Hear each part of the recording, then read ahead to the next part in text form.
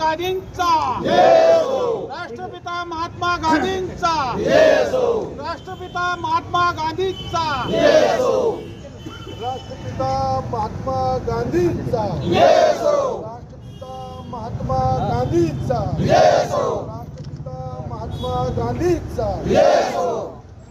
राष्ट्रवादी काँग्रेस पार्टीचा राष्ट्रवादी काँग्रेस पार्टीचा पवार साहेब आगे बढ़ो, हम तुम्हारे साथ हैं। पवार साहेब आगे बढ़ो, हम तुम्हारे साथ हैं। जयंत पाटिल साहब तुम आगे बढ़ो, हम तुम्हारे साथ हैं। सुप्रियाताई सुळे आगे बढ़ो, हम तुम्हारे साथ हैं। रोहित पवार साहब आगे बढ़ो, हम तुम्हारे साथ हैं।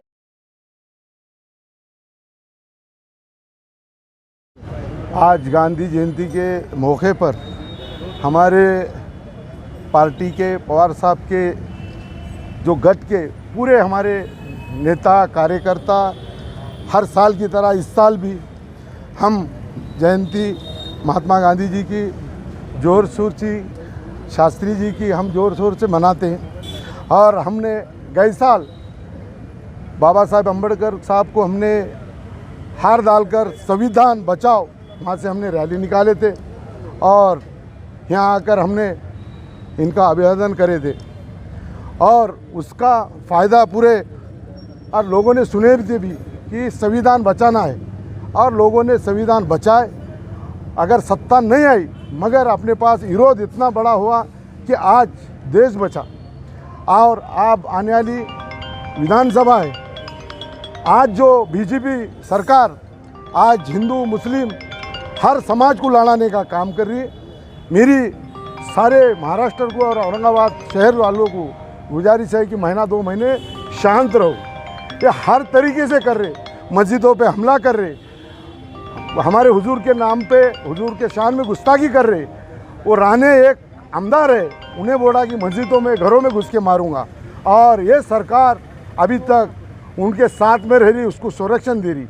आज महात्मा गांधी अगर रहते थे तो आज लकड़ी लेके निकलते थे और पूछते थे और लकड़ी लेकर ही उन्होंने अंग्रेज़ों को हकाले।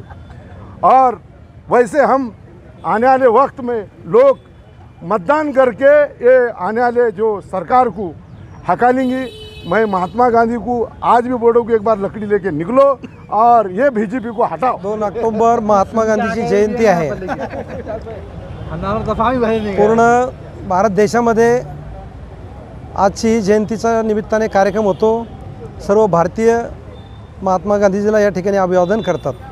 तसंच आम्ही जिल्हा राष्ट्रवादी काँग्रेस पार्टी, शहर राष्ट्रवादी काँग्रेस पार्टी शरद पवार यांच्या वतीने सर्व पदाधिकारी कार्यकर्ते या ठिकाणी आज अभिवादन आम्ही गांधीजीला केलं आणि या निमित्तानं आमचे सर्व उपस्थित पदाधिकारी कार्यकर्ते खरं म्हणजे की आज खऱ्या ह्या विचाराची गरज या देशाला राज्याला आहे की या काळामध्ये आपल्या ह्या सर्व नेत्यांनी महान पुरुषांनी मग त्याच्यामध्ये फुले शाहू आंबेडकर आपण जे विचारधारा म्हणतो ह्या विचारधारेच्या नुसार या देशाला आपण पाहिलं असेल की एखादा असाच काळ आला होता तर पार तंत्र्यातून स्वातंत्र्य करण्याची वेळ, तर ह्याच्यामध्ये महात्मा गांधीजीचं आणि सर्व या महापुरुषांचं मोठं योगदान होतं।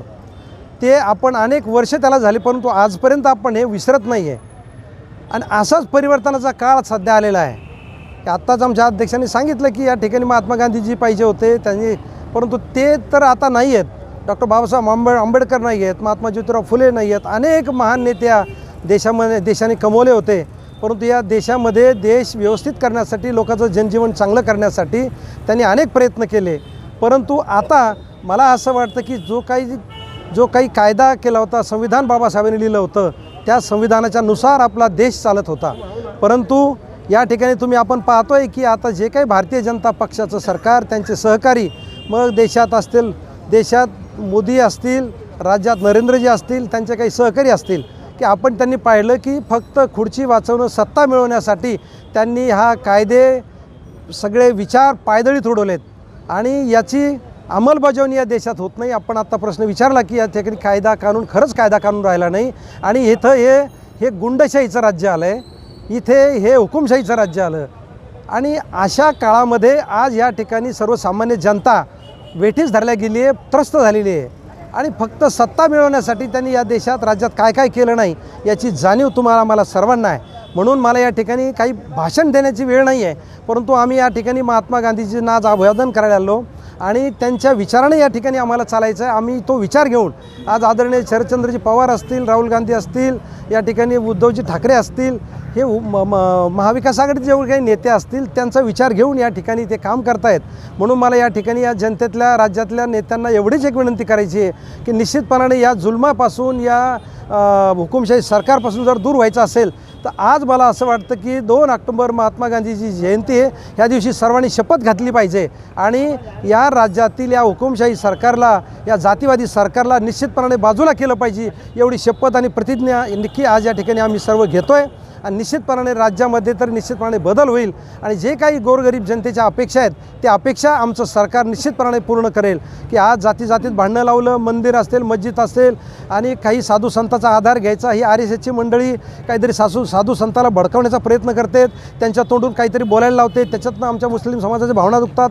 काही मुस्लिम समाजाच्या काही नेत्याला बोलायला लावतात, त्यातून हिंदू समाजाच्या भावना दुखल्या जातात आणि अशा प्रकारचं वातावरण या महाराष्ट्रात कधी नव्हतं. अशा प्रकारचं दूषित वातावरण या मंडळीने सुरू केलं आहे आणि त्यांना मला असं वाटतं की आज निश्चितपणाने बोललं पाहिजे की तुम्ही आपण सुज्ञान आहात. निश्चितपणाने आता हे सरकारच्या पायाखालची वाळू सरकली, राज्यात त्यांचं सरकार येत नाही हे त्यांना जेव्हा कळतं आहे तर त्यांनी आता या ठिकाणी जातीय दंगली घडवण्याचा मोठा त्यांचा कट सुरू आहे. पण निश्चितपणाने मी तमाम जनतेला या ठिकाणी आज विनंती करेल की आपण त्यांच्या कुठल्याही अफवेला बळी पडू नका. त्यांनी कुठल्याही प्रकारचे वक्तव्य केले तर त्या भावनेशी भडकपणाने आपण वागू नका. निश्चितपणाने थोडी समजदारी ठेवा. एवढं निवडणूक शांततेत होऊ द्या. निश्चितपणे राज्यामध्ये सत्ता परिवर्तन होईल आणि अत्यंत चांगले आनंदाचे दिवस येतील एवढंच या ठिकाणी सांगतो. आणि महात्मा गांधी जयंतीच्या निमित्ताने त्यांच्या विचाराचे आदर घेऊन त्यांच्या विचाराने आम्ही भविष्याचा वाटचाल निश्चितपणाने करत राहू. आपणा सर्वांना या ठिकाणी 2 ऑक्टोबर महात्मा गांधीजी जयंतीच्या खूप खूप शुभेच्छा. जय हिंद, जय महाराष्ट्र, जय राष्ट्रवादी.